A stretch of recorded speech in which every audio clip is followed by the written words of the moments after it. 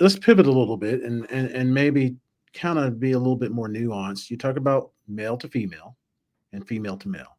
So I'm sure there are core baseline procedures that occur with a male to female and female to male. Expound a little bit about more about the menu of services for each category, if I can use that. Yeah, I would, well, I would say just from a member of the public's perspective, like what is the most common things we do? Relief again of the gender dysphoria specifically. So it's not necessarily like the John Travolta movie Face Off, where you're just like coming in and like coming out a completely different person.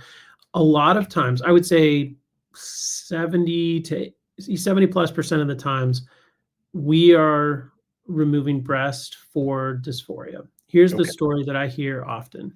Okay. I knew I had different feelings about my identity, which never really kind of manifested until these breasts came. And then I can't stand looking at myself, and I really am struggling and, have these psychological issues as a result of it. So that would be a female to male transition surgery. That would be top surgery called simple mastectomy that we usually do with what's called free nipple grafting. So we essentially remove breast. We close the chest down in a flat orientation, and then we replant the nipples as a graft that then takes as basically sticks to and grows into the tissue, but in a male orientation. So I would say that's probably the most common thing. Okay.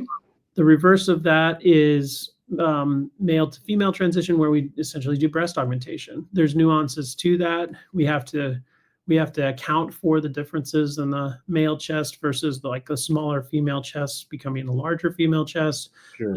There's different considerations there, but it's breast augmentation. Gotcha.